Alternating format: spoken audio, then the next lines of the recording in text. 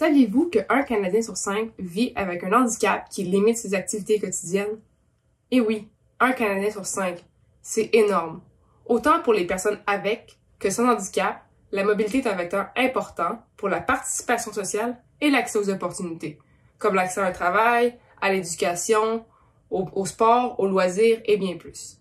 Malheureusement, les alternatives de transport ne sont pas équivalentes pour tous. Les personnes en situation de handicap font face à de nombreuses barrières dans l'utilisation des services de transport. Imaginez devoir aller chercher un enfant malade à l'école avec comme seul moyen de transport qui répond à vos besoins un service nécessitant une réservation. Vous devriez alors planifier l'inattendu. Pourtant, c'est le devoir de la société d'améliorer l'offre de service, car ce sont les lacunes des infrastructures et de la planification, ainsi que la perception des autres qui handicapent une proportion de la population. À cet effet, ma thèse de doctorat vise à améliorer les services de transport adaptés, en valorisant les données de masse de la STM, Société de transport de Montréal, et de Statistique Canada.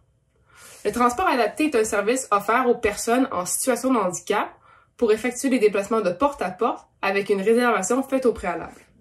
Comme la proportion de personnes en situation de handicap est en croissance au vieillissement de la population, la demande pour ce type de service est en augmentation. Malheureusement, les ressources disponibles sont limitées et les coûts engendrés sont importants. C'est pourquoi ma thèse mise sur 3 contributions afin d'améliorer la situation à court, moyen et long terme.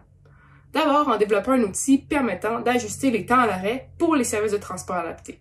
Cet outil a pu être implanté rapidement après sa création au cours de l'été 2019 au sein du service de transport adapté de la STM.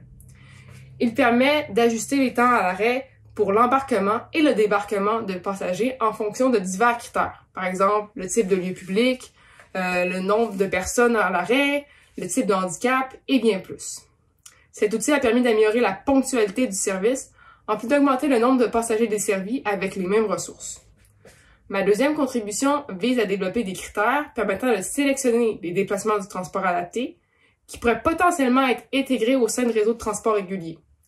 Le développement de ces critères permettrait de faciliter la prise de décision et d'accélérer le processus pour augmenter l'autonomie des personnes en situation de handicap.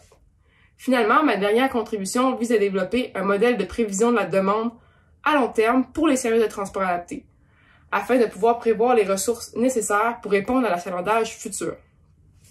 En somme, ma thèse de doctorat permet de mobiliser les connaissances du génie pour améliorer la mobilité des personnes en situation de handicap, pour que chacun d'entre nous puisse aller chercher un enfant malade en urgence à l'école.